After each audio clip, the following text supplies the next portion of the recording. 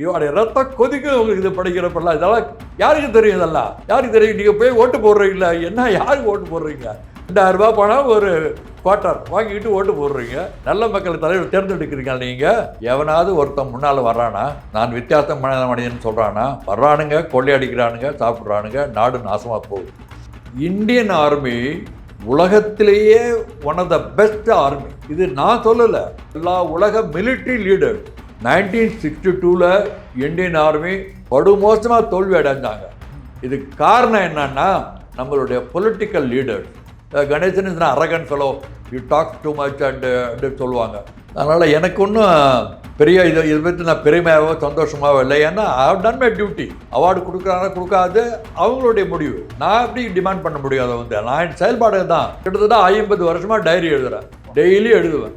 அதனால் இப்படி வந்தது என்னுடைய தமிழ் ஆர்வம். இப்போ எழுதுறதுக்கு புக்காக எழுதுறதுக்கு என்னுடைய அண்டார்டிக் அனுபவம் தான் ஃபஸ்ட்டு. வருத்தமாக இருக்குது. எப்படியாப்பட்ட எருவு மாட்டு கூட்டம் நம்ம இந்தியர்கள். அண்டார்டிகா எங்கே இருக்குன்னு கூட தெரியாமல் 2 நாள் லீவில் வரணும்னு சொல்கிறானே, இது நியாயமா? இது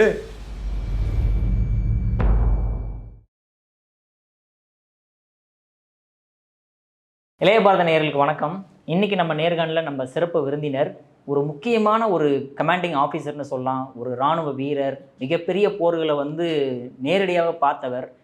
நம்ம இப்போ ரீசெண்டாக நம்ம அமரன் திரைப்படம் பார்த்துருப்போம். அதில் ஒரு சேட் எண்டிங்காக போய் முடிஞ்சிருக்கும். ஆனால் இவரோடது ஹாப்பி எண்டிங்காக போய் இன்னும் கண்டினியூஷனாக போய்கிட்டு தான் இருக்குது. இவர் திருவாரூரில் சன்னாநல்லூர்ன்ற வில்லேஜில் ஒரு விவசாய பின்னணி கொண்ட, அவங்க அப்பா அம்மால ஒரு விவசாய பின்னணி, அவங்க படித்தவங்க கிடையாது. அங்கே பிறந்து அங்கே வளர்ந்து ஒரு ஜூனியர் இன்ஜினியராக பப்ளிக் ஒர்க் டிபார்ட்மெண்ட்டில் தமிழ்நாட்டில் வேலை செஞ்சு அதை ரிசைன் பண்ணிவிட்டு இராணுவத்தில் தான் ஜாயின் பண்ணணும் அப்படின்னு போய் ஒரு கமாண்டிங் ஆஃபீஸர் ஆகி கர்னல் ஆகி, அதுக்கப்புறமேட்டி நம்மளுக்கு தெரியுது ரொம்ப டிஃபிகல்ட் இந்த விஷயம்லாம். அண்டார்டிகாவில் இந்தியாவுக்குன்னு ஒரு ரிசர்ச் சென்டர் இருக்குது. அதுக்கு பேர் தாக்ஷின் கங்கோத்ரி. அதுக்கு ஸ்டேஷன் கமாண்டிங் ஆஃபீஸராக இவர் தலைமை தாங்கி ஒரு 15 பேருக்கு அங்கே கூட்டிகிட்டு போய் ஒரு 1.5 இயர்ஸ், இங்கே இருக்கிற டெம்பரேச்சரே நம்மளால் தாக்கு பிடிக்க முடியாது. ஆனால் அங்கே -19 டிகிரி செல்சியஸ்லாம் ரொம்ப ரொம்ப டிஃபிகல்ட்டு. அங்கே 1.5 இயர்ஸ் இருந்து இந்தியாவுக்கான மிகப்பெரிய ரிசர்ச் பண்ணி இங்கே கொண்டு வந்திருக்காரு. அது மட்டும் இல்லாமல் அந்த வார் 1965 இண்டோ பாகிஸ்தான் வார் ஆகட்டும், 1971 இண்டோ பாகிஸ்தான் வார் ஆகட்டும், அந்த பாகிஸ்தான் வாரும் போதெல்லாம் டாக்காவில் இருந்து நேரடியாக வாரை சந்தித்தவர். அந்த மாதிரி விஷயங்கள் நிறையா பண்ணி மெடலும் வாங்கியிருக்காரு. அதே மாதிரி இந்த அண்டார்டிகாவில் அவர் ரிசர்ச் பண்ணதுக்குமே ஒரு மெடல் கொடுத்துருக்காங்க. என்ன அப்படின்னு பார்த்தீங்கன்னா VSM medal, Vishisht Seva medal அப்படின்றதுமே பிரசிடென்ட் கையால் அவர் வாங்கியிருக்காரு. இந்த மாதிரி பல விஷயங்கள் அவருடைய லைஃப்பில் நடந்திருக்குது. அது முக்கியமான இன்னொரு விஷயம் என்னென்னா, அவரோட தான் பிறந்த வில்லேஜ்லேயே இன்ஸ்பிரேஷனல் பார்க் அப்படின்ற ஒரு விஷயத்தை கொண்டு நிறைய நல்ல நல்ல விஷயங்களையும் பண்ணிக்கிட்டு இருக்காரு. ஒரு யூத்துக்கு மிகப்பெரிய ஒரு எக்ஸாம்பிளாக வாழ்ந்துட்டு இருக்காரு. அது மட்டும் இல்லாமல் தமிழில் மிகவும் ஆர்வம் கொண்டவர். அதுவும் இல்லாமல் 13 புக்ஸை எழுதியிருக்கிறாரு. இன்னும் மேற்கொண்டு பல விஷயங்கள் பண்ணிக்கிட்டு இருக்காரு. அப்படியேப்பட்ட மாபெரும் மிகப்பெரிய ஒரு மாமேதைட்டு தான் இன்றைக்கி ஒரு உரையாடல் வச்சுருக்கோம். அவர் தான் நம்ம வரவேற்க போகிறோம். அவர் தான் கர்னல் பி கணேசன் சார் அவர்கள். சார் வணக்கம் சார். வணக்கம். இளைய பாரதம் நேயர்களுக்கு எனது குடியரசு தின வாழ்த்துக்கள். சார் மிக்க நன்றி சார். இளைய பாரத நேயர்களுக்கு உங்களை மாதிரி ஒரு இன்ஸ்பிரேஷனாக இருக்கக்கூடிய ஒரு யூத்துக்கு இன்ஸ்பிரேஷனாக இருக்கக்கூடிய ஒரு நபரோட பேசுகிறதுக்கு மிக மகிழ்ச்சியாக இருக்குது சார். சார் இப்போ ஃபஸ்ட்டு நம்ம பார்த்தோம் அப்படின்னா, நீங்கள் ஒரு யங்ஸ்டராக இருக்கும்போது இப்போ எந்த மாதிரி விஷயங்கள்லாம் நீங்கள் பண்ணியிருந்துருக்கிறீங்க அந்த டைமில்? கிராமத்தில் விவசாய வாழ்க்கைங்கிறது ஒரு வித்தியாசமான லைஃப். அது நான் ஒரு கார்ட்டூன் ஒன்று பார்த்தேன். நீங்கள் சொர்க்கத்துக்கு போகணும்னு ஆசைப்பட்டு நீங்கள் சாக வேண்டிய அவசியம் இல்லை, கிராமத்தில் பிறந்தாலே போதும், அதுதான் சொர்க்க பூமி அப்படின்னு ஒரு கார்ட்டூன் மாதிரி ஒன்று வந்தது. அது சமீபத்தில் தான் பார்த்தேன். ஆனால் நான் அதை அனுபவிச்சிருக்கேன். அதனால் ரொம்ப சந்தோஷமாக இருந்தது அந்த வாழ்க்கை. அதாவது ஒரு கட்டுப்பாடற்ற ஒரு வாழ்க்கை. எல்லா ரீசோர்ஸஸும் இயற்கையாக கிடைக்கிது. பால், பழம், தயிர், காய்கறிகள் எதுவுமே நம்ம வெளியில் போய் மார்க்கெட்டிங் ரொம்ப வியாபாரமே பெருசாக இருக்காது. ஏன்னா எல்லாருமே அவங்கவுங்க வீட்டில் மரம், செடி, கொடி, ஆடு, மாடு எல்லாம், கோழி எல்லாம் வச்சுருப்பாங்க. அதனால் அது ஒரு வித்தியாசமான வாழ்க்கை, அற்புதமான அனுபவம். Okay sir. ஸோ அதே மாதிரி இப்போ நீங்கள் ஒரு பப்ளிக் ஒரு டிபார்ட்மெண்ட்டில் ஒர்க் பண்ணிவிட்டு எதுக்காக நீங்கள் ஆர்மியில் என்ன இன்ஸ்பிரேஷனால் நீங்கள் ஆர்மியில் போய் ஜாயின் பண்ணக்கூடிய விஷயமா இருந்தது உங்களுக்கு? என்னுடைய இளமை வாழ்க்கையில் நான் இப்படி தான் ஆகணும் அப்படின்னு எந்த விதமான எய்மும் கிடையாது. எல்லோரும் ஸ்கூல் கூட படிக்கணும்னு ஒரு ஆர்வம் கிடையாது. எல்லா பசங்களும் ஓடுறாங்க, நானும் ஓடுறேன் ஸ்கூலுக்கு. எங்கள் அம்மா அப்பா கூட தெரியாது. நானும் பக்கத்து வீட்டு பையன் ஒரு பையன் எடுத்துகிட்டு திண்ணை பள்ளிக்கூடத்துக்கு ஓடுறான் அப்படின்னா நானும் கூட போகிறேன். எதுக்கு நான் போகிறேன்னு கூட தெரியாது. அதை மாதிரி ஒரு எந்த விதமான ஒரு குறிக்கோளும் இல்லாமல் நல்லவனாக இருக்கணும், வல்லவனாக இருக்கணுங்கிற ஒரு எய்ம் தான் மனசில் இருந்தது. அப்படி தான் நான் வந்து படிக்க ஆரம்பித்தேன். எங்கள் அண்ணன் கொஞ்சம் படித்தவர். அவர் தான் வந்து டிப்ளமா இன் சிவில் இன்ஜினியரிங் படித்தா நிறையா சம்பாதிக்கலாம் அப்படின்னு அவர் வந்து ஹைவேஸ் டிபார்ட்மெண்ட்டில் கிளார்க்காக இருந்தார். அவர் பார்த்துருக்கிறாரு இன்ஜினியர்ஸ் எல்லாம் எப்படி சம்பாதிக்கிறாங்கன்னு. அதனால் தம்பியை வந்து டிப்ளமா இன் சிவில் இன்ஜினியரிங் படிக்க வைக்கலாம் அப்படின்னு சொல்லிட்டு அவர் நான் எய்ம் பண்ணல. அவர் தான் அப்ளிகேஷனை ஃபில்அப் பண்ணார். அவர் தான் கொண்டு சேர்த்தார். அவர் படிக்க சொன்னார், நான் படித்தேன். படித்து நான் ஸ்டேட்டில் ஒரு 10 பேருக்குள்ளே ஒரு ரேங்கில் வந்தேன். தமிழ்நாடு ஸ்டேட்லேயே 10 பேரில் ஒருத்தனாக வந்தேன். நான் இல்லை டாப் லெவலில் பாஸ் பண்ணேன். ஒரு 10 விதமான அப்பாயின்மெண்ட் ஆர்டர் டெய்லி போஸ்ட்டில் வரும். Appointed as junior engineer in PWD, appointed as junior engineer highways department, electricity department, கேரன் டேங்கரில் பப்ளிக் செக்டர் ப்ராஜெக்ட் அப்படின்னு 10 அப்பாயின்மெண்ட் வந்தது. போஸ்ட்டு வந்துக்கிட்டே இருக்கும் டெய்லி ஒன்று. நான் வாங்கி குப்பையில் போட்டு உட்காந்துக்கிட்டு இருக்கேன். எனக்கு அதை பற்றி ஒன்றுமே தெரியாது எனக்கு. அப்புறம் 10 நாள் கழிச்சு எங்கள் அண்ணன் வந்து ஏதாவது அப்பாயின்மெண்ட் ஆர்டர் வந்தாடான்னு கேட்டார். நான் இதெல்லாம் கட்டம் எடுத்து காமிச்சேன். நான் இவ்வளோ இது வந்து இருக்குது, இதை பற்றி நீ சொல்லவே இல்லைடா. சரி பார்த்துட்டு ஆல்ரைட் நம்ம வந்து பிடபிள்யூடியில் சேரடா. நான் பார்த்து நல்ல வேலை தான், அது பிடபிள்யூ சேரலான்னு சொல்லிட்டு பட்டுக்கோட்டையில் நான் வந்து ஜூனியர் இன்ஜினியர் ஜாயின் பண்ணுறேன். கிராமத்தில் பொதுவாக மக்கள் வாழ்க்கையில் ஒவ்வொருத்தருக்கும் சில ஆசைகள், சில எதிர்பார்ப்புகள் அப்படிலாம் இருக்குது. அப்படி தான் வளர்கிறாங்க. ஆனால் உங்களுடைய எதிர்பார்ப்பை மற்றவங்க மேலே நீங்கள் திணிக்கிறப்ப மற்றவங்களும் அதே மாதிரி இருக்காங்களா இல்லையான்னு சொல்ல முடியாது. ஸோ அதுவே எங்கள் வீட்டில் எல்லாம் பணம் சம்பாதிக்கணும், பெரிய ஆளாக வரணும், வீடு கட்டணும் அப்படிலாம் ஒரு எய்ம் எல்லாருக்குமே இருக்கிறப்ப எனக்கு மட்டும் இந்த பணத்து மேலே ஒரு ஆர்வமே வரல. ஸோ அதனால் நான் பிடபிள்யூடியில் ஜாயின் பண்ண நான் வந்து உழைக்காமல் பெறும் ஊதியம், உண்மையும் நேர்மையும் இல்லாத வாழ்க்கை, இதெல்லாம் எனக்கு கொஞ்சம் கூட ஆர்வம் இல்லை. நிறைய தமிழ் ஆர்வத்தில் நிறைய படித்ததால் நல்லொரு மனதை நடுக்க செய்தேனோ, நட்டாற்றில் கையை நழுவ விட்டேனோ, வரவு போக்கொழிய வழியை அடைத்தேனோ, களவு செய்வோருக்கு உளவு சொன்னேனோ, என்ன பாவம் செய்தேனோ ஒருத்தன் அழுறான். என்ன பாவம் செய்தனோ இப்படிப்பட்ட வாழ்க்கை வந்திருக்குன்னு அழுகிறான் ஒருத்தன். அது மாதிரி எந்த பாவமும் செய்யக்கூடாதுன்னு நான் வாங்கின சம்பளத்தை ஆற்றுல விசிறி அடிச்சுட்டு வேலையை ரிசைன் பண்ணேன். அப்போ தான் வந்து எனக்கு வந்து என்னுடைய எக்ஸிக்யூட்டிவ் இன்ஜினியர் வேலையை ரிசைன் பண்ண வேண்டாம், 1962 சைனீஸ் அட்டாக் நடந்து இராணுவம் பெரிய அளவில் விரிவுபடுத்துகிறாங்க. ஸ்டேட் கவர்மெண்ட்டில் சர்வ் பண்ணுறவங்க, சென்ட்ரல் கவர்மெண்ட்டில் சர்வ் பண்ணுறவங்கெல்லாம் 1 வருஷம் இராணுவத்தில் சர்வீஸ் பண்ணால் 2 வருஷம் சீனியாரிட்டி கொடுக்குறதா கவர்மெண்ட் ஆர்டர் போட்டிருக்காங்க. நீங்கள் ஏன் வேலையை ரிசைன் பண்ணுறீங்க, இராணுவத்துக்கு போங்க அப்படிங்கிறாரு. நான் வந்து இராணுவம்னா என்ன, மிலிட்ரின்னா என்ன பண்ணுறாங்க, இன்னும் எந்த விதமான ஐடியாவும் கிடையாது. ஸோ அதனால் நான் வந்து இராணுவம்னா என்ன பண்ணணும்னு கேட்டேன். என்ன பண்ணுவாங்கன்னு. நீங்கள் முதல்ல இந்த டெஸ்ட்டுக்கு போங்க, அதுக்கப்புறம் பார்ப்போம் நம்ம அப்படின்னு சொல்கிறார் அவர். அப்ளிகேஷன் அனுப்பிச்சாங்க. பெங்களூருக்கு சர்வீசஸ் செலெக்ஷன் போர்டு கூப்பிட்டாங்க. அங்கே நான் போனேன். அங்கே கெஸ்ட்டாக இதில் ரயில்வே ஃபஸ்ட் கிளாஸ் ரூமில் வெயிட் பண்ணணுன்னு ஆர்டர் வந்திருந்தது. அங்கே போய் வெயிட் பண்ணிகிட்ருக்கேன். ஒரு 10-15 பையன்களாக ஜோராக ட்ரெஸ் பண்ணிக்கிட்டு கையில் புக்கெல்லாம் வச்சுக்கிட்டு இங்கிலீஷ்லையும் ஹிந்திலையும் பேசிக்கிட்டு உட்காந்துருக்காங்க. நான் பிடபிள்யூடியில் இன்ஜினியர். இந்த பையங்க நம்ம வேலை தேடுறதுக்கு ஐயா இன்டர்வியூக்கு போகிறானுங்க போலக்குன்னு ஒரு அலட்சியமாக பார்த்துக்கிட்டு உட்காந்துருந்தேன். கொஞ்ச நேரம் கழிச்சு ஒரு மிலிட்ரி ஆள் வந்து சர்வீசஸ் செலெக்ஷன் போர்டுக்கு போகிறவங்களாம் வண்டியில் ஏறி உட்காருங்க அப்படின்னானுங்க. இந்த பையங்க எல்லாம் போய் உட்காந்தாங்க. எனக்கு ஆச்சரியமாக இருந்தது. இதெல்லாம் புக்கெல்லாம் விட படிக்கிறாங்களே அப்படின்னு சொல்லிட்டு கடைசியில் நானும் போய் நீங்கள் எல்லாம் சர்வீஸ் செலெக்ஷன் போர்டு போகிறீங்களா அப்படின்னா ஆமாம் அப்படின்னானுங்க. கையில் இன்னும் புஸ்தகம்லாம் வச்சுருக்கீங்களா என்ன கேட்டேன். Psychology test, intelligent test, group discussion அப்படின்னானுங்க. இதெல்லாம் நான் கேள்விப்பட்டதே கிடையாது. அது லீவல் ப்ரிப்பரேஷன். நான் எங்கே ப்ரிப்பேர் பண்ணுறது? அப்போ தான் மனதில் ஒரு வருத்தம் ஏற்பட்டது. விளக்கரியா இருட்டறையில் கவிழ்ந்து கிடந்து அழுது விம்முகின்ற குழந்தை. புரியுதா உங்களுக்கு? விளக்கரியா இருட்டு அறையில் கவிழ்ந்து கிடந்து அழுது விம்முகின்ற குழந்தை. விம்முதல்ங்கிறது டிஃப்ரெண்ட் ஃப்ரம் அழுதல். அது அழுறது வேற, விம்முதல் வேற. விம்முதல் வந்து ஒரு அளவு கடந்த சோகம், தாங்க முடியாத வருத்தம். அந்த மாதிரி வந்து இது மாதிரி ஒரு விம்முகின்ற குழந்தையினும் மிக பெரிதும் சிறியன் அப்படிங்கிறாரு. அப்புறம் வந்து அளக்கரியா துயர்கடலில் விழுந்து நெடுங்காலம் அலைந்து அலைந்து மெலிந்த துரும்பு, அதை விட மோசமான நிலையில் நான் வந்திருக்கேனே அப்படின்னு. இது ராமலிங்க அடிகளுடைய பாடல். இது அவர் இது மாதிரி இவ்வளவு மோசமான உலகத்தில் நான் பிறந்திருக்கேனே, நான் என்ன பண்ண போகிறேன், எனக்கு வழிகாட்டுன்னு சொல்லிட்டு அவர் சாமி கும்பிட்றாரு. ஸோ இந்த வண்டியில் மிலிட்ரி வண்டியில் உட்காந்துக்கிட்டு நான் அதான் யோசித்து பார்த்தேன். ஒன்றுமே இல்லை தெரியாமல் நானும் ஒரு இராணுவத்துக்கு போகணுன்னு வந்திருக்கேனே, இராணுவம்னா என்ன வேலை செய்யணும்னு தெரியாது. ஸோ எனிவே ஆண்டவன் விட்ட வழின்னு சொல்லிட்டு நானும் போகிறேன். I was selected. இது ஒரு மிராக்கிள் மாதிரி சொல்லலாம். மிராக்கிள்னு மற்றவங்களுக்கு தெரியுது மிராக்கிள். என்னை பொறுத்த வரைக்கும் என்னமோ நடக்குது, ஏதோ நடக்குது, வழி நடத்துதுன்னு நான் போயிட்டுருக்கேன். அந்த குரூப் டிஸ்கஷனு அதுக்கப்புறமே சைக்காலஜி டெஸ்ட்லாம் கண்டக்ட் பண்ணாங்களா சார்? எல்லாம் கண்டக்ட் பண்ணாங்க. எல்லாத்துலையும் நான் பண்ணேன். நான் பாட்டு நான் இஷ்டத்துக்கு பண்ணேன். அவங்க டெஸ்ட் வைக்கிறாங்க, நான் என் மனசுக்கு என்ன வந்தது நான் பாட்டுக்கு எழுதுகிறேன். ஆனால் அதை அசஸ் பண்ணுவாங்க, இதுதான் கரெக்ட் ஆன்சர்னு சொல்கிறாங்க.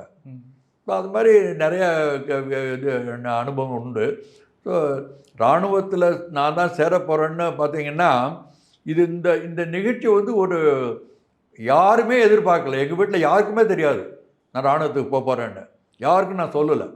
ஏன்னா அப்போ அவங்களுக்கு பணம் பொருள் சேர்க்கணும், நல்லா பெரிய ஆளாக வரணும், மாடி வீடு கட்டணும், இப்படி தான் ஒரு ஆர்வம் இருந்தது எல்லாருக்கும்.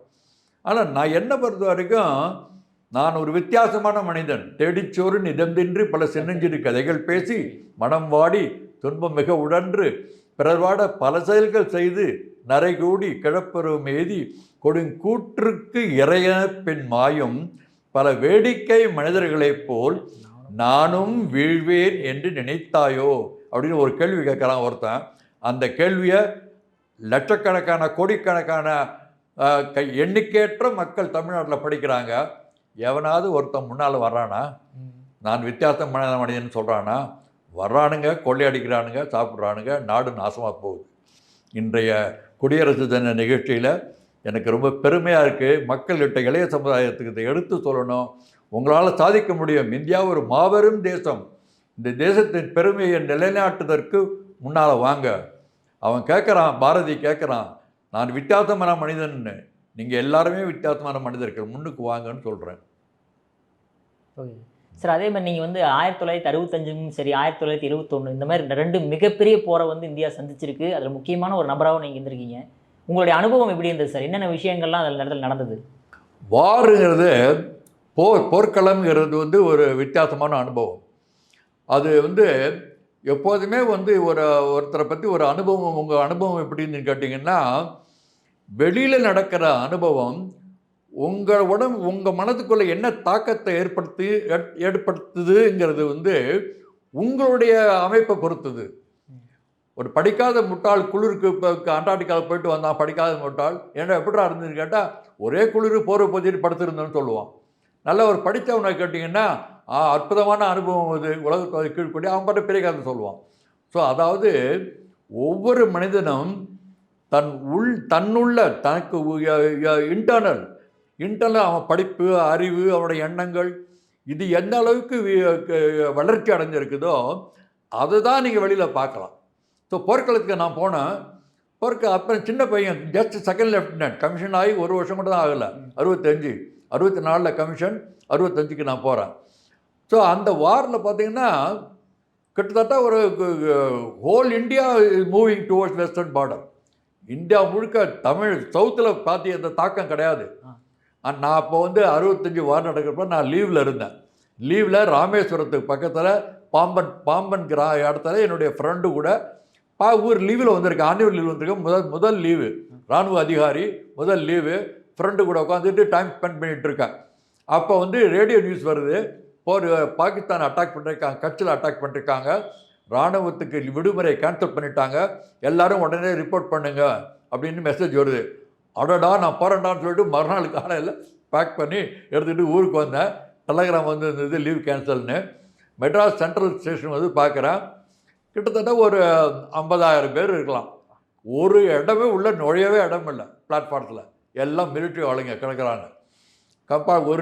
ஒரு 2 மணி நேரத்துக்கு ஒரு மிலிட்ரி ஸ்பெஷல், ஒரு மிலிட்ரி ஸ்பெஷல் பாம்பே, ஒரு மிலிட்ரி ஸ்பெஷல் டெல்லி, ஒரு மிலிட்ரி ஸ்பெஷல் கல்கட்டா, போயிட்டே இருக்குது. எல்லோரும் நான் அவன் போய் உட்காந்து ஒரு 4 பேர் போகிற ஒரு ஃபஸ்ட் கிளாஸ் கம்பார்ட்மெண்ட்டில் 10 பேர் 12 பேர் உட்காந்துருக்கோம். ம். ஸோ அது மாதிரி வார் ஸ்டார்ட் ஆச்சு. நான் வந்து செகண்ட் லெஃப்டினன்ட். வாரை பற்றி ஒன்றும் இராணுவத்தை பற்றியோ ஒன்றுமே தெரியாது. அது வந்து அதை எப்படி விவரிக்கிறது, அது சொல்ல முடியாது. அது வந்து ஒரு மகத்தான அனுபவம். அதாவது ஒரு என்னமோ ஒரு கொக்கு தலையில் பெரிய தேங்காய் தூக்கி வச்சது மாதிரி ஒரு செகண்ட் லெஃப்டினன்ட் கமிஷன் ஆகி ஒரு வருஷம் தான் ஆகுது. பெரிய ரெஸ்பான்சிபிலிட்டிலாம் எனக்கு கொடுத்தாங்க. அதெல்லாம் நான் பாட்டுக்கு அது நான் சாதாரணமாக என்னுடைய கொடுக்கக்கூடிய வேலையை உண்மையாகவும் ஒழுங்காகவும் செய்யணும். அதுதான் என்னுடைய எய்ம். மற்றபடி அதை பற்றி நான் கவலைப்படலை. ஸோ அது மாதிரி வாரில் அடிபட்டு போச்சு எனக்கு. நான் வந்து பட்டான்கோட்டில் போயிட்டுருக்கேன். 5th September. வார் எப்போ ஸ்டார்ட் ஆச்சு தெரியுமா உங்களுக்கு? 1965 வார் எப்போ ஸ்டார்ட் ஆனிச்சு?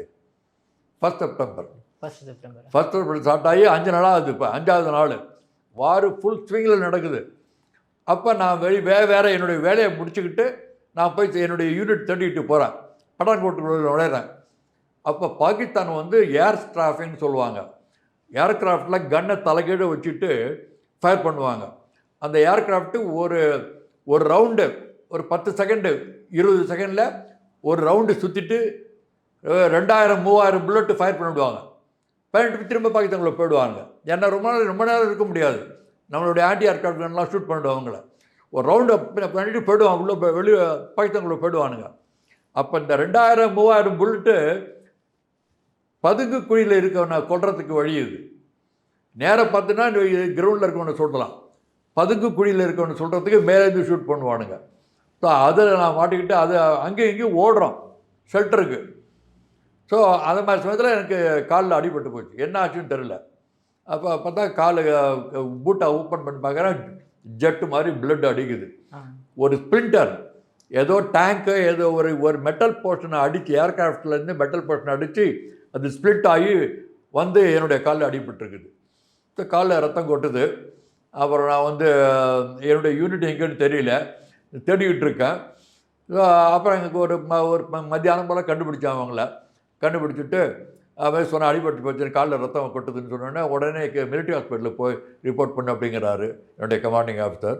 அப்போ மிலிட்ரி ஹாஸ்பிட்டலில் ரிப்போர்ட் பண்ணால் அவங்க எக்ஸ்ரே அடி பார்த்துட்டு கால் ஃப்ராக்சர் ஆகிடுச்சு, you have to be admitted அப்படிங்கிறாங்க. ஸோ ஒன்றும் கிடையாது, ஜஸ்ட் யூனிஃபார்ம் போட்டிருக்கேன், ஐடென்டி கார்டு பாக்கெட்டில் இருக்குது, வேறு கையில் வேறு இது லக்கேஜ் எது ஒன்றும் கிடையாது. இது தனியாக நிற்கிறேன். ஹாஸ்பிட்டல் அட்மிட் பண்ணிட்டாங்க. டெய்லி ஷூட்டிங் நடக்குது, டெய்லி ஏர் ரைட் நடக்குது. பாகிஸ்தான் இது பட்டான்கோட் மிலிட்ரி ஹாஸ்பிட்டல் வந்து ஏர்ஃபீல்டுக்கும் பக்கத்து பில்டிங். ஸோ அதனால் அவங்க ஏர்ஃபீல்டு பாகிஸ்தானிஸ் வந்து ஏர்ஃபீல்டு அட்டாக் பண்ணுறானுங்க. அது வந்து ஹாஸ்பிட்டலுக்குள்ளே விழுது அது மாதிரி குண்டுலாம்.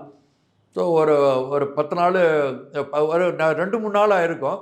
அப்போ வந்து நிறைய கேஷுவாலிட்டிஸ் அடிபட்டு வார் நடக்குது. ஃபெரோஸ்பூர் அது மாதிரி பார்டரில் நடக்குது வாரெலாம் அடிபட்டுறவங்க அந்த ஹாஸ்பிட்டலில் கொண்டு போடுறானுங்க.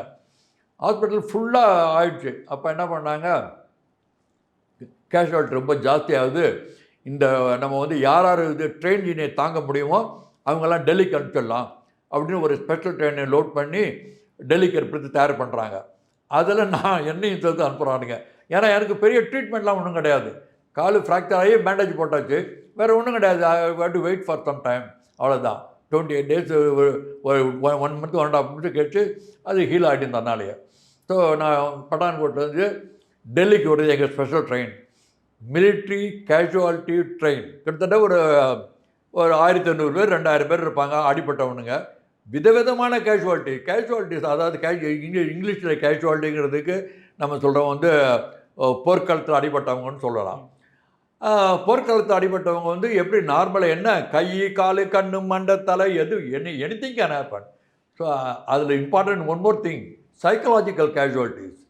சைக்கலாஜிக்கல் கேஷுவாலிட்டின்னு ஒரு கேஷுவாலிட்டிஸ் அங்கே நான் பார்க்குறேன்.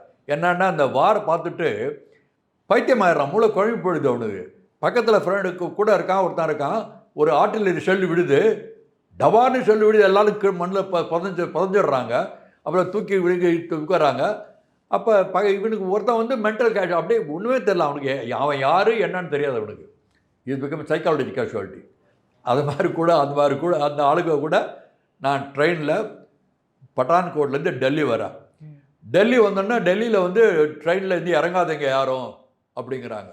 ஏன் இறங்காதீங்கன்னா டெல்லி மிலிட்ரி ஹாஸ்பிட்டல் இடமே இல்லை. ஏன்னா அமிர்தசர்லேருந்து ஒரு ட்ரெயின் வந்திருக்குது, ஃபெரோஸ்பூர்லேருந்து ஒரு ட்ரெயின் வந்திருக்குது. இது மாதிரி கேஷுவாலிட்டிஸ் தாங்க முடியல, வைக்க முடியும். இந்த பட்டான்கோட்லேருந்து வந்த ட்ரெயினை இறக்கக்கூடாதீங்க, நீங்கள் எல்லாம் அப்படியே லக்னோவுக்கு அப்படியே டைரக்ட் பண்ணுங்க அந்த ட்ரெயினை அப்படிங்கிறாங்க. ட்ரெயின் லக்னோ வருது. எத்தனை நாள், ஒரு 5-6 நாள் ஆச்சு. இதில் 5-6 நாள் ட்ரெயினில் உட்காந்துட்டு இருக்க, ஒன்றும் கிடையாது. ஒரு யூனிஃபார்ம் போட்டது வேறு ஒன்றும், ஒரு மாற்றுன்ற சொல்ல கிடையாது எனக்கு. இது மாதிரி வந்து லக்னோவுக்கு வர்றோம். லக்னோ வந்து இறங்கி ஒரு 2 நாளில் லக்னோவிலையும் தாங்க முடியாது. யார் யாருக்கு மெடிக்கல் ட்ரீட்மெண்ட் உடனே வேண்டாமோ அவங்களெல்லாம் சிக் லீவ் கொடுத்து அனுப்பிச்சுடுங்க அப்படிங்கிறாங்க. எனக்கு 28 நாள் சிக் லீவ் கொடுத்து மெட்ராஸ் மிலிட்ரி ஹாஸ்பிட்டல் மெட்ராஸில் வந்து ரிப்போர்ட் பண்ணணுன்னு லெட்டர் கொடுத்துட்டாங்க. நான் மெட்ராஸுக்கு வரேன். நான் கிராமத்துக்கு அப்போ கால் பேண்டேஜோட கிராமத்துக்கு போகிறேன். எங்கள் அம்மா வந்து என் பிள்ளைக்கு கால் போயிடுச்சு, கால் எல்லாருக்கும் ஒரே வருத்தம். நல்லா பிடபிள்யூடி இன்ஜினியராக இருந்த பையன் இராணுவத்தில் போய் கால் போயிடுச்சுன்னு சொல்லிட்டு, அதெல்லாம் காலெலாம் ஒன்றும் போகலாமா, அடிபட்டுருக்குது, அப்புறம் சரியாயிடும் அப்படின்னு சொல்லிட்டு திரும்ப வர்றேன். மிலிட்ரி பெங்களூர்லேருந்து மெட்ராஸில் கால் சரியாயிடுது. 1 மாதம் இருந்தாங்க. ஒரு 20 நாள் போல் ஆயின பிறகு ட்ரீட்மெண்ட் சரியாகி வார்லேருந்து வர்ற கேஷுவாலிட்டிஸை திரும்ப வந்து சரியான பிறகு திரும்ப அந்த யூனிட்டுக்கு அனுப்ப மாட்டாங்க. ஏன் அனுப்ப மாட்டாங்கன்னா, வார்லேருந்து அடிப்பட்டவர்களுடைய மனநிலை வித்தியாசமாக இருக்கும், சைக்காலஜிக்கல் எஃபெக்ட் இருக்குது. அதனால் திரும்ப உடனே அவனை அங்கே அனுப்ப மாட்டாங்க. ட்ரைனிங் சென்டர் தான் அனுப்பணும். ட்ரைனிங் சென்டருக்கு போகணும். அங்கே கொஞ்ச நாள் கழித்து அந்த வாரில் இருக்க யூனிட்டுக்கு அனுப்புவாங்க, அல்லது வார் இல்லாத இடத்துக்கு அனுப்புவாங்க அவனை. அப்படி தான் ப்ரொசீஜர். அந்த யூனிட்லேருந்து அவன் திரும்ப வார் சிச்சுவேஷனுக்கு போகக்கூடாது. ஆனால் அன்ஃபார்ச்சுனேட்லி அல்லது ஃபார்ச்சுனேட் டு மீ என்னை வந்து திரும்ப அந்த யூனிட்டுக்கு அனுப்புகிறாங்க. நான் வந்து சியால்கோட் செக்டரில் எங்களுடைய யூனிட்டு வார் முடிஞ்சு போகுது. அப்போ 17 செப்டம்பரில் முடிஞ்சு போச்சு வார். நாங்கள் வந்து கிட்டத்தட்ட ஒரு 20 கிலோமீட்டர் பாகிஸ்தானுக்குள்ளே உட்காந்துருக்கோம். எங்களுடைய யூனிட்டு பாகிஸ்தானுக்குள்ளே போயிடுச்சு. 6th மவுண்டன் டிவிஷன் மிலிட்ரி ஹிஸ்ட்ரியில் பார்க்கலாம் நீங்கள். 6th மவுண்டன் டிவிஷன் ஒரு அதனுடைய ஜென்ரல் ஆஃபீஸர் வந்து 2nd வேர்ல்டு வாரில் அந்த ஜென்ரல் ஆஃபீஸரை இன்ட்ரடியூஸ் பண்ணுறாங்க.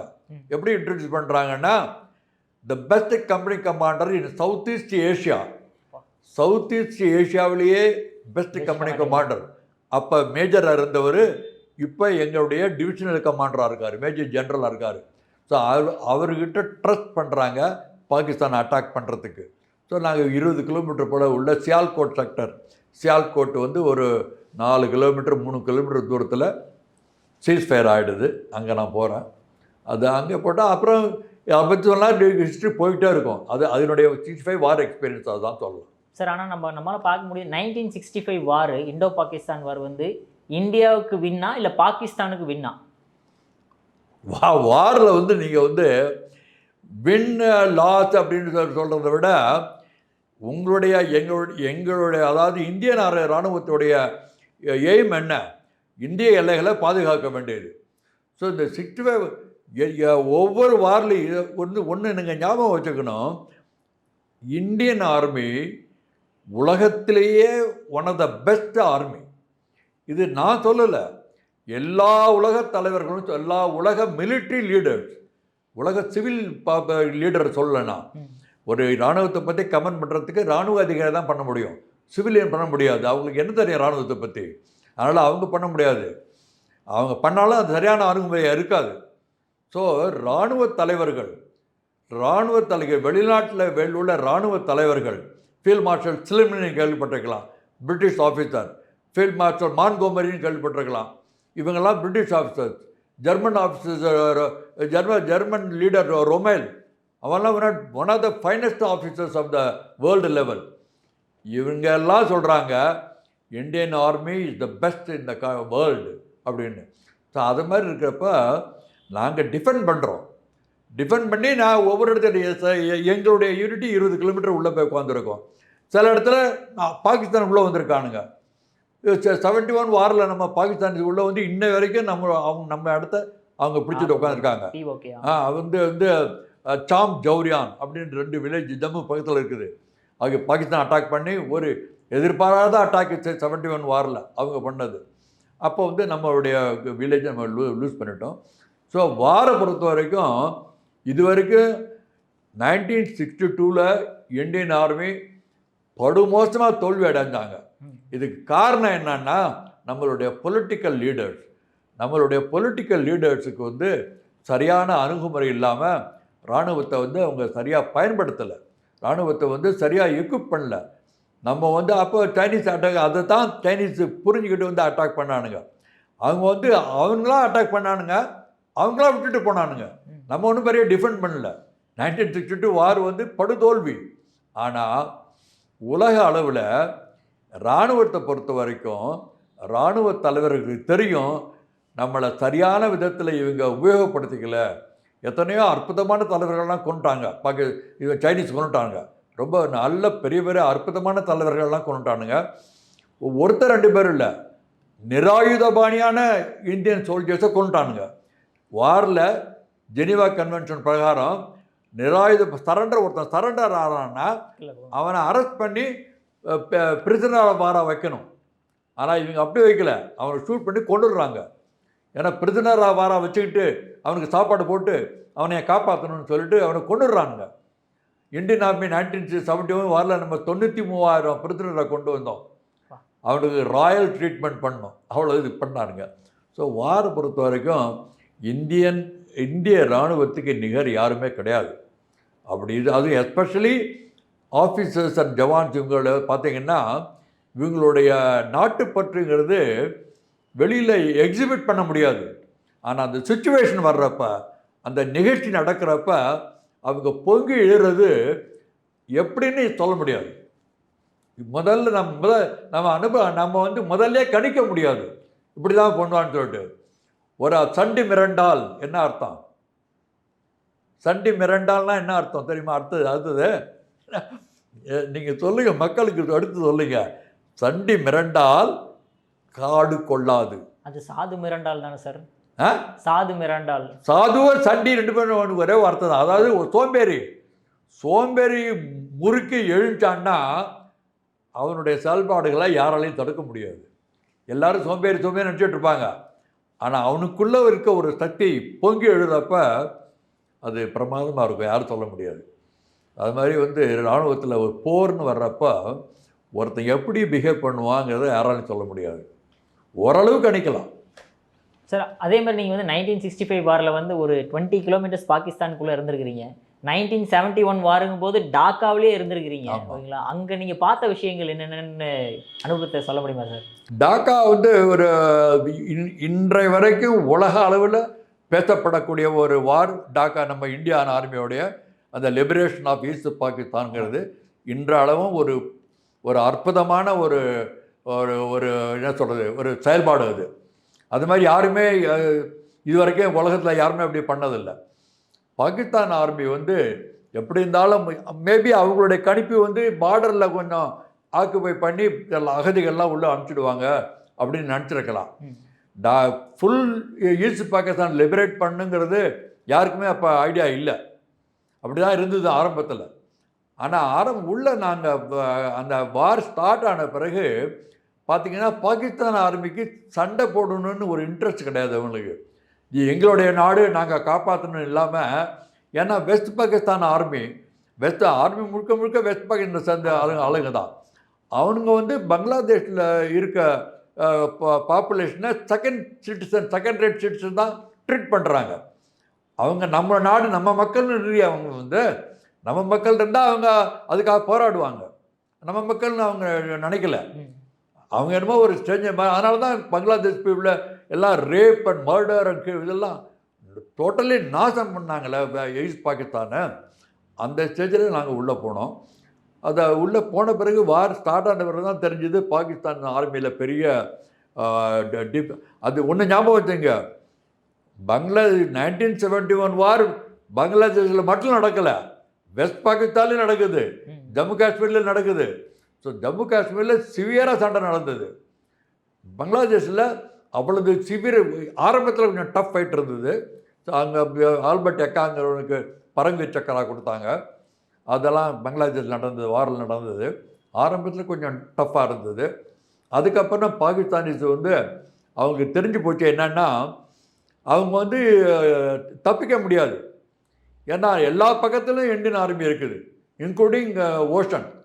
பே ஆஃப் பெங்காலில் ஃபுல்லாக அரேபியன் சீ, இந்த பக்கம் அரேபியன் சீ பக்கம் வெஸ்ட் பாகிஸ்தான் காட் பண்ணுறதுக்கு பே ஆஃப் பெங்கால் பக்கம் பங்களாதேஷ் நெருங்கி வந்துட்டாங்க. இப்படி உங்களுக்கு வெளியில் உங்களுக்கு தெரியுமா எனக்கு தெரியல, பாகிஸ்தானை வந்து அமெரிக்காவை ரிக்வெஸ்ட் பண்ணுறாங்க. அவங்க வந்து 7th ஃப்ளீட் அனுப்புகிறானுங்க. 7th ஃப்ளீட் அனுப்புகிறாங்க. இப்போ டிஃபெண்ட் பண்ணுறதுக்கு இந்த பாகிஸ்தான் ஃபுல்லாக லிபரேட் பண்ணக்கூடாது, அங்கே வந்து நியூட்ரல் கவர்மெண்ட்டை கொண்டு வந்து மீடியேட் பண்ணி பேசி முடித்து செட்டில் பண்ணணும். அப்படி தான் முதல்ல பிளான் இவங்க பண்ணிட்டு எதிர்பார்த்துட்டு இருந்தாங்க. ஆனால் நடந்தது வேறு. நடந்தது என்னன்னா, அங்கே 7th pleat, American 7th pleat வந்தப்போ அதுக்கு முதல்லையே நம்ம prime minister Indira Gandhi, whatever Congress government has done, but you must appreciate that 71 war is a marvellous handling by prime minister Indira Gandhi. அது வந்து யாராலையும் அதை மறுக்க முடியாது. அவங்க வந்து அமெரிக்காவுக்கு ஹெல்ப் பண்ணுறதுக்கு ஹெல்ப் கேட்டு பிரசிடென்ட் நிக்சனை மீட் பண்ணுறாங்க. அதெல்லாம் பேப்பரில் இருக்குது, கூகுளில் போய் பாருங்கள், அது பேப்பரில் இருக்குது. Prime minister Indira Gandhi and president Nixon 2 பேரும் பக்கத்தில் உட்காந்து பேசுகிறாங்க. அப்போ நிக்சன் சொல்கிறாரு, பாகிஸ்தான் கூட ஒரு அடி நீங்கள் வச்சாலும், நீங்கன்னு சொல்ல, பாகிஸ்தான் கூட யார் ஒரு அடி வச்சாலும் அமெரிக்கா சும்மா வேடிக்கை பார்த்துக்கிட்டு இருக்காது, நாங்கள் வந்து we will destroy that enemy அப்படிங்கிறார். அப்புறம் இந்திரா காந்தி மேடம் சொல்கிறாங்க, மிஸ்டர் நிக்சன், நாங்கள் உங்கள்கிட்ட வந்தது ஹெல்ப் கேட்கறதுக்கு தான், but we are not slaves, we will set right what we have done அப்படின்னு சொல்லிட்டு கோபமாக சொல்லிட்டு வெளியில் வர்றாங்க. ஹென்ரி கிசிஞ்சர் காரை திறந்து மேடத்துக்கு, இந்திரா காந்திக்கு காரை திறந்து விட்டு, மேடம் நீங்கள் கொஞ்சம் பொறுமையாக பேசியிருக்கலாமே நிக்சன் கிட்ட அப்படின்னு கேட்குறான் கிசிஞ்சர். அப்போ இந்திரா காந்தி சொல்கிறாங்க, mister Kissinger, we have got spinal cord, எங்களுக்கு முதுகெலும்பு இருக்குது, எங்களால் சாதிக்க முடியும்னு இந்திரா காந்தி பேசுகிறாங்க. இதெல்லாம் நம்மளோட இளைய சமுதாயம் அப்படியே இவருடைய ரத்தம் கொதிக்க உங்களுக்கு இது படிக்கிறப்பெல்லாம் இதெல்லாம் யாருக்கு தெரியும்? இதெல்லாம் யாருக்கு தெரியும்? நீங்கள் போய் ஓட்டு போடுறீங்களா? என்ன யாருக்கு ஓட்டு போடுறீங்க? 2000 ரூபாய் பணம் ஒரு குவார்ட்டர் வாங்கிக்கிட்டு ஓட்டு போடுறீங்க. நல்ல மக்கள் தலைவர் தேர்ந்தெடுக்கிறீங்க நீங்கள். சார் அடுத்ததான் நீங்கள் அதே மாதிரி இப்போ மிலிட்ரியில் ஒர்க் பண்ணிட்டு சார் திடீர்னு உங்களை வந்து அந்த ஸ்டேஷன் கமாண்டிங் ஆஃபீஸராக ஆக்கி அண்டார்டிகா ரிசர்ச் சென்டருக்கு அனுப்புகிறாங்க. அங்கேருந்து உங்களுடைய அனுபவம் இருந்தது, ஏன்னா 1.5 இயர்ஸ் அங்கேயே அந்த டெம்பரேச்சரில் வாழ்ந்துருக்கீங்க, அங்கே உங்களோட அனுபவம் எப்படி இருந்தது? இந்தியாவோட ஆய்வுதளம் தக்ஷின் கங்கோத்திரிங்கிறது முதல் இந்தியா ஆரம்பித்த ஒரு ஆய்வுதளம். அந்த வருஷம் முழுக்க அங்கே தங்கி இருந்து ஆய்வு பண்ணணுங்கிறது உலக அளவில் ஏற்பட்ட ஒரு முடிவு. சுமார் 12 நாடுகள் தான் அப்போ இருந்தது. வருஷம் முழுக்க யாரும் தங்கி இருக்குது ரொம்ப கஷ்டம். ஏன்னா வின்டரில் ரொம்ப கோல்டு, -90 டிகிரி டெம்பரேச்சர் இருக்கும். அது மாதிரி ஒரு சூழ்நிலையில் எல்லாரையும் தாக்குப்படுத்த முடியாதுன்னு சொல்லிட்டு சில கண்ட்ரிஸ் மட்டும்தான் 12 கண்ட்ரி அங்கே அவங்களுடைய ஸ்டேஷன் இருந்தது. அப்போ 1983 நம்மளும் முடிவு பண்ணி நம்மளுடைய ஸ்டேஷன் ஆரம்பித்தாங்க.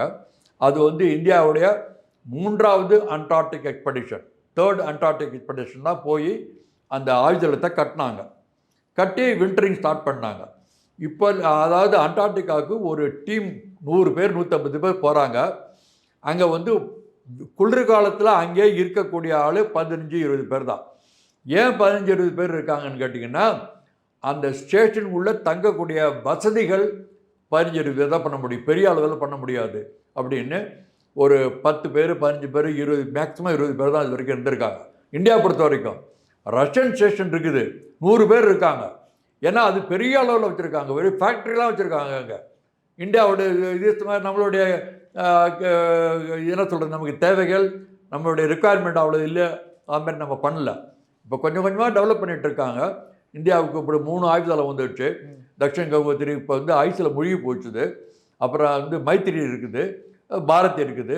இப்போ அதுக்கு அடுத்து கூட ஒரு ஆயுதளம் கட்டுறதா பிளான் பண்ணி ஏதோ எஸ்டிமேட் பண்ணி ஏதோ ஆய்வு பண்ணிகிட்ருக்காங்க. ஸோ நான் வந்து இராணுவத்தில் கமாண்டிங் ஆஃபீஸராக இருக்கிறப்ப என்னுடைய என்ஜினியரிங் சீஃப் ஒரு விசிட்டுக்கு வந்தார். அப்போ என்னுடைய ரெஜிமெண்ட்டை பார்த்துட்டு அப்புறம் வந்து அப்போ அவர் தான் ஃபஸ்ட் டைம் அவரை மீட் பண்ணுறேன்னா. So perhaps he made of thought, அவர் ஒரு மனதில் பட்டிருக்கலாம், நான் ஃபிட்டஸ்ட் ஆஃபீஸராக இருக்கார் இவர் அப்படின்னு மனசில் பட்டிருக்கலாம். ஏன்னா ஐ வாஸ் குவைட் ஆக்டிவ். நான் கமாண்டிங் ஆஃபீஸராக இருக்கிறப்ப கூட யாரும் என்ன நம்ப மாட்டாங்க, இவர் தான் கமாண்டிங் ஆஃபீஸர்னு. ஏன்னா பொடிய மாதிரி ஓடுறாரு ஓடிடுறாரு, இவர் எப்படி கமாண்டிங் ஆஃபீஸர்னு சொல்லிட்டு. ஸோ அப்போ வந்து அந்த என்ஜினியரிங் சீஃப் முடிவு பண்ணியிருப்பார் ஒரு சமயம். அப்போ வந்து என்னுடைய டென்யூர் 3 வருஷம் முடிய போகுது. பொதுவாக 2.5 3 இயர்ஸில் ட்ரான்ஸ்ஃபர் பண்ணிவிடுவாங்க. ஸோ எனி டைம் எனக்கு ட்ரான்ஸ்ஃபர் வந்துடும். ஸோ அப்போ நான் யோசித்து பார்த்தேன், என்ன பண்ணலாம், அடுத்த போஸ்டிங் எங்கே போடுறான்னு தெரியாது எனக்கு. அப்போ வந்து தக்ஷிண கவுத்தரிக்கு தலைவராக போகிறதுக்கு வாலண்டியர்ஸ் கேட்டாங்க. அப்போ நான் எங்கள் ஒய்ஃப்கிட்டாலும் கூட டிஸ்கஸ் பண்ணல. நான் என் பேர் கொடுத்துட்டேன். ஏன் கொடுத்தேன்னா, என்னுடைய பையங்க 2 பையனுங்க எனக்கு. ஒருத்தனுக்கு 12 வயசு, அப்போ இன்னொருத்தருக்கு 5 வயசு. சின்ன சின்ன பையங்களாக இருக்காங்க. படிப்பு இது ஒன்றும் ப்ராப்ளம் கிடையாது. மெட்ராஸ், ஒய்ஃபுக்கு சொந்த ஊர் மெட்ராஸு. அதனால் அவங்க வந்து ஃபேமிலி மெட்ராஸ் செட்டில் பண்ணிவிட்டு நம்ம தக்ஷிண கவுத்தரி அண்டார்டிகாவுக்கு போகலாம் அப்படின்னு நானே முடிவு பண்ணி என் பேர் கொடுத்தேன். அங்கே வந்து ஒரு 12 பேரை வந்து ஷார்ட் லிஸ்ட் பண்ணி என்ஜினியரிங் சீஃப் இன்டர்வியூக்கு கூப்பிட்டாங்க. அப்போ நான் போனேன். அங்கே போனப்போ அப்போ வந்து அந்த லிஸ்ட்டு படித்து பார்த்தவர் கணேசன் பேர் பார்த்தோன்னே, இவர் நம்ம முதல்ல பார்த்துருக்குமா அப்படின்னாரு. ஆமாம் சார், நம்ம வந்து அவருடைய ரெஜிமெண்ட் இன்ஸ்பெக்ட் பண்ணுறப்ப ஒரு இன்சிடென்ட் நடந்தது. அங்கே ஒரு ஒரு ஒரு நான் வந்து அவர் கேட்டார், என்ன வாட் ட்ரைனிங் யூஆர் டூயிங்னு கேட்டார். அங்கே நான் சொன்னேன், I'm doing no training sir அப்படின்னேன். ஸோ இது ஒரு வித்தியாசமான பதில் அவருக்கு, ஒரு ஸ்டாக்காக இருந்தது. ஸோ அப்போ நான் எக்ஸ்பிளைன் பண்ணேன், இந்த ஏரியாவில் ட்ரைனிங் பண்ண முடியாது, நான் சும்மா வந்து ட்ராமா ஆட விரும்பலை, அதனால் நான் ட்ரைனிங் பண்ணுறதில்ல. But it doesn't mean that we are not doing any training. வருஷத்தில் 3 மாதம் I close the complete establishment. We go to Pakistan border. அங்கே சட்லஜ் ரிவர் ஓடுது. அதில் நாங்கள் பிரிட்ஜிங்லாம் பண்ணுவோம். 3 மாதம் அங்கே தங்கியிருப்போம். 3 மாதம் I take blood out of my mind. கண்ணில் ரத்தம் வரும், அந்த அளவுக்கு நாங்கள் ட்ரைனிங் பண்ணுறோம், இங்கே வந்து ரிலாக்ஸ் பண்ணுறோம் அப்படின்னேன். ஸோ என்ஜினியரிங் சீஃப் இது வித்தியாசமான பதிலாக இருந்தது போல இருக்குது. அவர் வேறு ஒன்றுமே ஒரு வார்த்தை பேசலை, சீன்னு சொல்லிட்டு எழுந்து போயிட்டார். இப்போ நான் அந்த அண்டார்டிகா இன்டர்வியூக்கு போனப்போ அது லிஸ்ட்டு பார்த்தோன்னா, கணேசன் பேரை பார்த்தோன்னே, இவரை நம்ம பார்த்துருக்கோமா முதல்லங்கிறப்ப ஸ்டாஃப் ஆஃபீஸர் சொல்கிறா, ஆமாம் சார், அந்த ட்ரைனிங் பண்ணலன்னு சொன்னாரா, அந்த பையன்தான், அவர் தான். அதாவது பொதுவாக என்னை வந்து சொல்லுவாங்க, Ganesan is arrogant fellow, you talks too much and சொல்லுவாங்க. என்ன காரணம்னு கேட்டிங்கன்னா, நான் உண்மையும் நேர்மையாகவும் இருப்பேன், பொய் சொல்ல விரும்புறதில்ல. அதனால் நான் வந்து ட்ராமா ஆடுறேன், எங்கேயுமே ட்ராமா ஆடுறதில்ல. ஸோ அப்படி நான் சொன்னப்போ அவர் வந்து எனக்கு பேரை பார்த்துட்டு, you just call Ganesan and disperse other officers, I don't want to see anybody. அப்போ என்னை கூப்பிட்டு காட்டுற கணேசன், அப்போ நீ வந்து ட்ரைனிங் பண்ணலன்னு சொன்னப்போ உனக்கு பயமாக இல்லையா? I am the engineering chief of the Indian army, என்கிட்ட நீ ட்ரைனிங் பண்ணலன்னு சொல்கிறிய, எல்லோரும் நான் அது பண்ண வானத்தை தரையில் இறக்கணும் அப்படின்லாம் சொல்லுவானுங்க, நீ இப்படி சொல்கிறேன்னு கேட்டப்போ நான் சொன்னேன், உண்மைக்கு வந்து ஒன்றும் சப்போர்ட் தேவையில்லை sir, I can stand alone. So அதனால தான் உங்கள்கிட்ட சொன்னேன். அதுதான் that's a fact that I am not doing any training. அப்படி நான் அப்படி இருக்கப்போ எப்படி நான் ட்ரைனிங் பண்ணுறது சொல்ல முடியும் உங்களுக்கு அப்படின்னு. அப்போ அவர் சொல்கிறாரு, Ganesan, the country needs officers like you. You would be the station commander and I will help you what ever you want. உனக்கு என்ன தேவையோ எல்லாத்தையும் நான் செய்கிறேன், நான் உனக்கு ஹெல்ப் பண்ணுறேன். உன்னால் இந்தியாவுக்கு பேரும் புகழும் நிச்சயமாக வரும். You be the station commander அப்படிங்கிறாரு. அது மாதிரி 1.5 வருஷம் அங்கே இருந்தேன். யாரை வேணாலும் கேட்டு பாருங்கள், இந்தியாவுடைய 5வது குளிர்கால குழு என்ன பண்ணாங்க, எப்படி பண்ணாங்க அப்படின்னு யாரை வேணாலும் கேட்டு பாருங்கள். We have done totally different. Nobody would have expected இது மாதிரி பண்ணுவாங்கன்னு. நாங்கள் பண்ணோம். பிகாஸ் டீம் வந்து எப்போதும் ஒன்று ஞாபகம் வச்சுங்க, ஒருத்தன் உண்மையும் நேர்மையாகவும் நல்லவனாகவும் இருக்கிறப்ப ஆட்டோமேட்டிக்காக அவனுக்கு வெளி உலகத்துலேருந்து சப்போர்ட் கிடைக்கும். இப்போ என்னுடைய டீம் 15 பேர், முன்பின் பார்க்காதவங்க, ஆனால் அற்புதமான மனிதர்கள், எந்த விதமான பிரச்சனையும் இல்லை, எந்த விதமான இது கிடையாது. அது மாதிரி எப்படி அமையும் அதான் ஒரு இது, அதாவது இது கடவுளுடைய வரப்பிரசாதம்னு சொல்லலாம். நீங்கள் நல்லது பண்ணிகிட்டு இருக்கப்ப உங்களுக்கு எல்லாம் நிச்சயமாக நல்லது நடக்கும். இல்லையே நல்லது நடக்கலையே நான் கஷ்டப்பட்டுருக்கேன்னு நீங்கள் சொன்னீங்கன்னா அது உங்களுடைய பாவத்தோடைய குறைபாடுகள். நீங்கள் செஞ்ச பாவத்தோட அனுபவிச்சுட்டு இருக்கீங்க. இப்போ நல்லவங்களாக இருக்கிறீங்க. இதனுடைய பலன் அடுத்த பிறவியில் அல்லது உங்களுடைய பிள்ளைகள் மாமனிதனாக வருவான். நீங்கள் அதை பற்றி கவலைப்பட வேண்டியது இல்லை. நீங்கள் தொடர்ந்து நல்லது செய்யுங்க, இதான் சொல்லுவாங்க. ஓகே சார், நீங்கள் சொன்னீங்க நீங்கள் வந்து உண்மை, நேர்மை, நியாயமானவர், அதுவும் ஸ்ட்ரிக்டாகவும் இருந்திருக்கிறீங்க. அப்புறம் எப்படி சார் உங்களுக்கு வந்து விஸ்டிக் சேவா மெடல் உங்களுக்கு கிடைச்சது? இது ஒரு நல்ல கேள்வி. பொதுவாகவே வந்து கணேசன் ரொம்ப டஃப்பான ஆள், ரொம்ப அரகன் ஃபெல்லோ, கோபமாக இருப்பார், ரொம்ப ஸ்ட்ரிக்டாக இருப்பார் அப்படின்னு சொல்கிறாங்க. ஆனால் என்கிட்ட சர்வீஸ் பண்ணவங்களை கேட்டு பாருங்கள், கணேசனை போல் ஒரு தெய்வம் இனிமேல் பிறந்து தான் வரணும், இவரை போல் ஆஃபீஸரை பார்க்கவும் முடியாது அப்படி தான் சொல்லியிருப்பாங்க. எத்தனையோ ஜவான்கள் என்னுடைய ஃபோட்டோவை வச்சுருக்கானுங்க.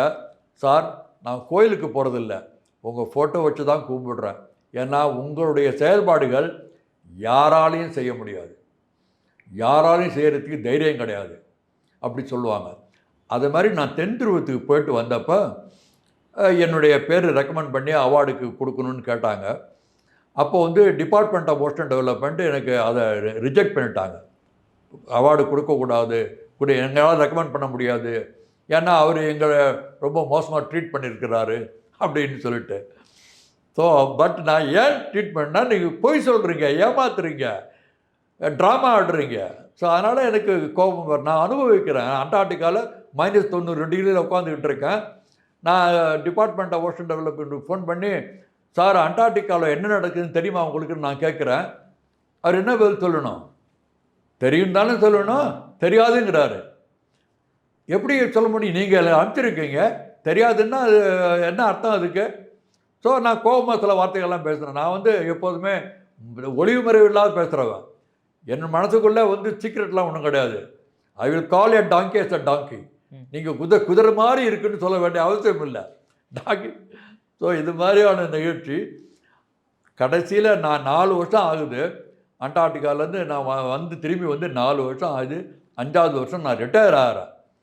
அப்போ வந்து ரிட்டையர் ஆன என்ஜினியரிங் சீஃப் ஒரு லெட்டர் ரிட்டையர் ஆனவர், அவர் சொல்கிறார், எனக்கு சொல்கிறாரு, Ganesan, my soul will not rest in peace till I get you a recognition of your service in Antarctica. அவர் சொல்கிறாரு, அவர் எழுதுகிறார், இது லெட்டர்லாம் இருக்குது, புக்கிலலாம் இருக்குது இது.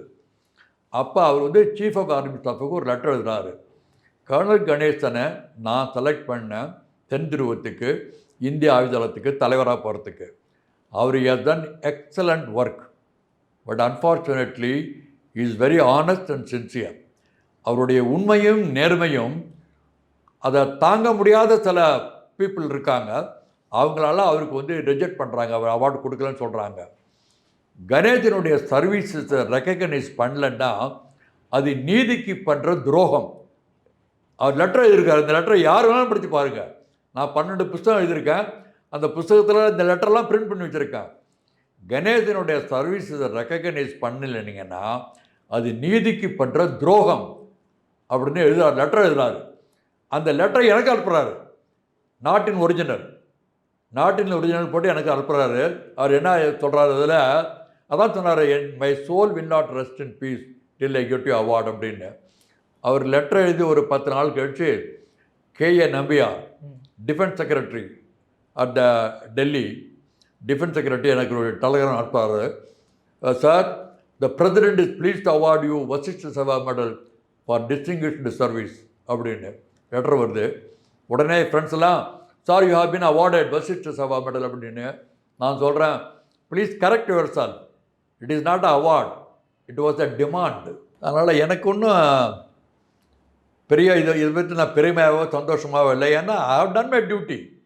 அவார்டு கொடுக்குறாங்க கொடுக்காது அவங்களுடைய முடிவு, நான் எப்படி டிமாண்ட் பண்ண முடியாது. வந்து நான் என் செயல்பாடு தான்.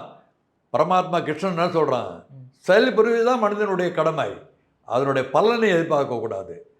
பலனை எதிர்பார்த்து செய்ய வேண்டியது செயலாக இருக்காது. உன்னுடைய மனசாட்சிக்கு துரோகம் இல்லாமல் நீங்கள் செயல் புரிஞ்சீங்கன்னா நல்லது நடக்கும். அதுதான் என்னுடைய கான்செப்ட். அப்படி தான் பண்ணிகிட்ருக்கேன் எல்லாத்துலேயும். Okay sir. சார், நீங்கள் வந்து இராணுவத்தில் இவ்வளோ பெரிய விஷயங்கள்லாம் பண்ணியிருக்கீங்க, நிறைய விஷயங்கள் பார்த்துருக்கீங்க. இந்த தமிழ் ஆர்வமும் அப்புறம் இத்தனை புக்ஸ் எழுதக்கூடிய ஆர்வமும் எங்கேருந்து உங்களுக்கு கிடைச்சது சார்? தமிழ் ஆர்வம் வந்து என்னுடைய கிராமத்துலேருந்து தான். சின்ன வயசில் நான் படிக்கிறப்ப எங்கள் அண்ணன் வந்து ஒரு ஜீனியஸ், அவன் வந்து ப்ரில்லியன்ட் ஸ்டூடெண்ட்டாக இருந்தவர். அவர் வந்து நவ் இஸ் நோ மோர். அவர் வந்து நிறைய படிப்பார். அவர் சின்ன வயசுலேயே கிட்டத்தட்ட 10-15 வயசுலேயே பெட்டர் ட்ரெஸ்ஸில் படிப்பார். இவ்வளோ பெரிய ஆள், அதை உலக இதெல்லாம் படிக்கிறார் அவர் பாட்டுக்கு. அவர் ஆல் இண்டியா லெவலில் ப்ரைஸ்லாம் வாங்கினவர். அவர் வந்து நிறைய நாங்கள் 2 பேரும் ஒன்றா சேர்ந்து வேலையெல்லாம் செய்வோம். அறுவடை பண்ண போவோம், ஏறு ஓட்டுறதுக்கு போவோம். அது மாதிரிலாம் சின்ன வயசில் அவர் நிறைய கதையெல்லாம் சொல்லுவார். நானும் அது மாதிரி அந்த கதையை கேட்டுட்டு டாக்டர் மு வரதராசன் ஒரு தமிழ் ஆசிரியர், அவர் நிறைய புக்கெலாம் எழுதியிருக்கிறாரு. அவர் நோம்போரவெல்லாம் அதான் பழங்கதை. அவருடைய எழுதிய புக்கெல்லாம் சில சாகித்ய அகாடமி அவார்டெலாம் வாங்கியிருக்குது. அந்த புக்கெலாம் நான் அப்போ வந்து ஒரு 10 வயசில் அந்த புக்கெலாம் படிக்க ஆரம்பித்தேன். அகல் விளக்குன்னு ஒரு புக்கு வந்தது. கள்ளோ காவியமோன்னு ஒரு புக்கு. அற்புதமான தலைப்பு, கள்ளோ காவியமோன்னு பாருங்கள். இந்த தலைப்பில் வந்த புத்தகத்தை வந்து நம்ம மாணவர்கள் இப்போ படிப்பாங்களா அதெல்லாம் தெரியல. அவர் எழுதுகிற அந்த கதையோட நோக்கம் முடிவு என்னன்னு கேட்டிங்கன்னா, இல்லற வாழ்க்கையில் மனைவிங்கிறவ கள்ளா காவியமா, அதனுடைய பதில் அது. மனைவி என்பது கல் மாதிரி இருக்கக்கூடாது. கல் குடிக்கிறவன் கொஞ்ச நேரத்துக்கு அந்த தாக்கத்தில் இருப்பான், அதுக்கப்புறம் அந்த போதை இறங்கிடும். ஆனால் காவியம் படிக்கிறவன் நினைக்கிறப்பெல்லாம் அந்த தாக்கம் இருக்கும். ஸோ வாழ்க்கை வந்து ஒரு காவியமாக இருக்கணும் அப்படின்னு அப்போ 10 வயசில் நான் படிக்கிறேன். இதை அப்படி தான் என்னுடைய வாழ்க்கை அமைஞ்சது. நல்ல விதமாக அந்த ஆர்வத்தில் நிறையா எழுதுவேன், நிறைய படிப்பேன். படித்ததெல்லாம் வந்து என்னுடைய எண்ணங்களை சேர்த்து எழுதுவேன். ஒரு நிகழ்ச்சி நடக்குதுன்னா அதை பற்றி என்னுடைய எண்ணங்களை எழுதுவேன். கிட்டத்தட்ட 50 வருஷமாக டைரி எழுதுகிறேன், டெய்லி எழுதுவேன். ஸோ அதனால் இப்படி வந்து வந்தது என்னுடைய தமிழ் ஆர்வம். இப்போ வந்து எழுதுறதுக்கு புக்காக எழுதுறதுக்கு வந்து என்னுடைய அண்டார்டிகா அனுபவம் தான் ஃபஸ்ட்டு.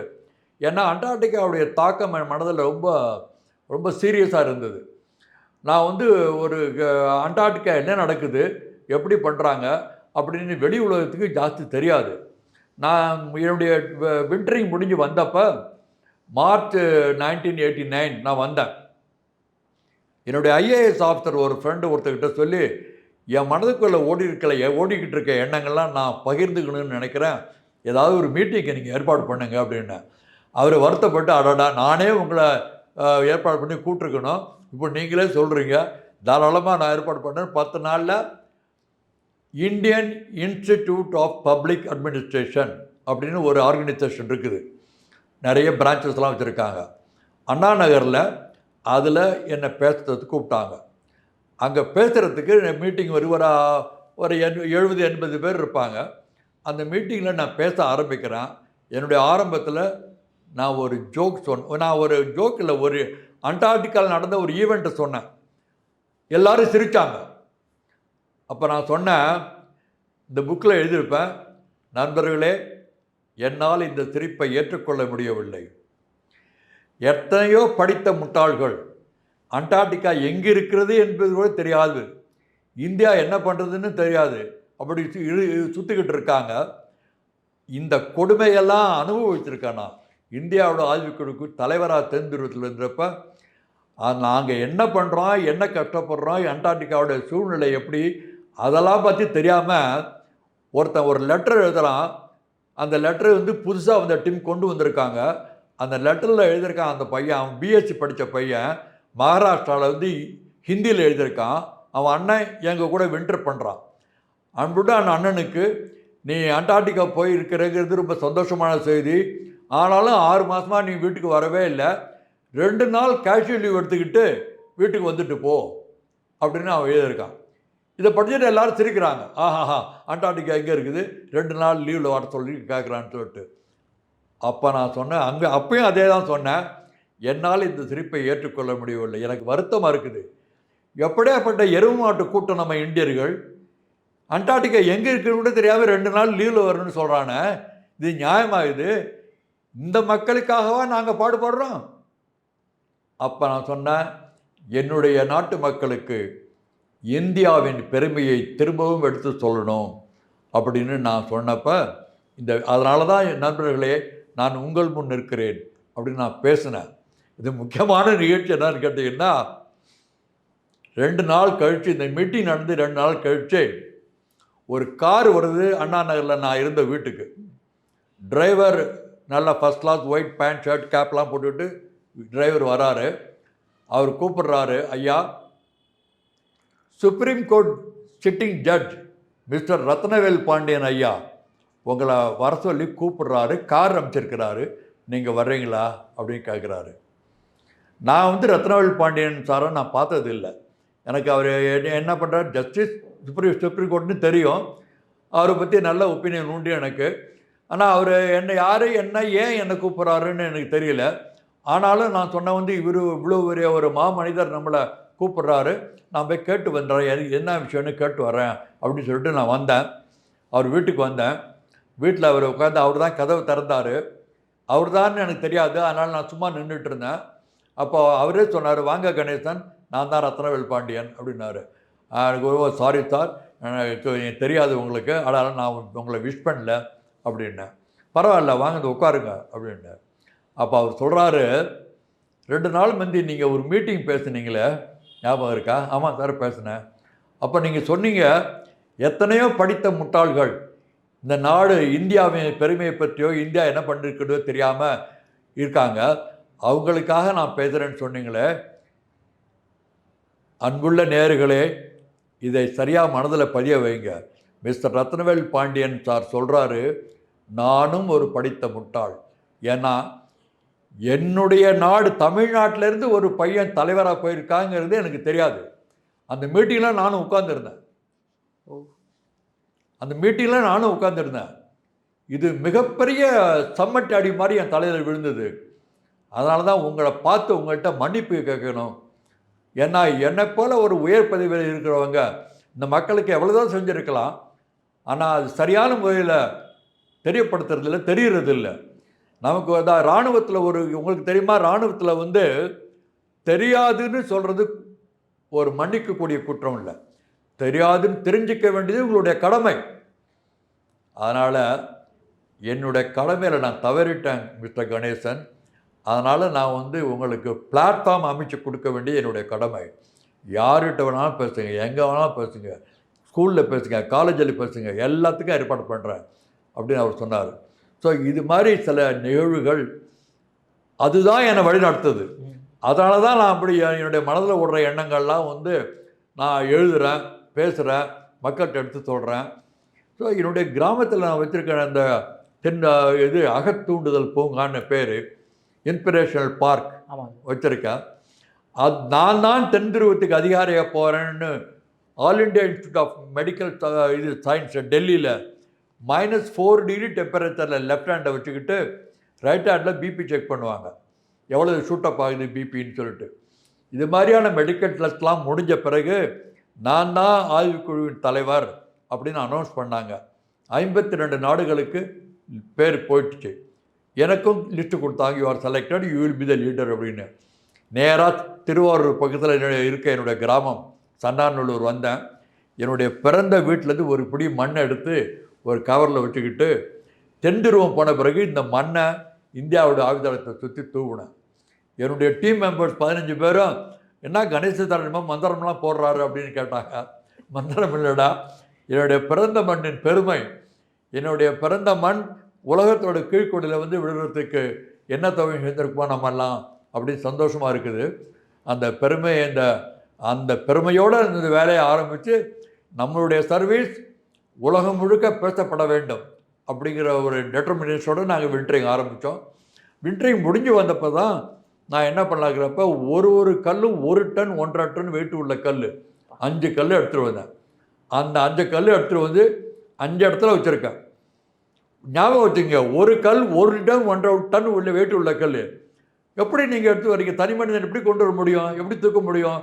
எல்லா இடத்துலையும் கிரேன் கிடைக்குமா உங்களுக்கு?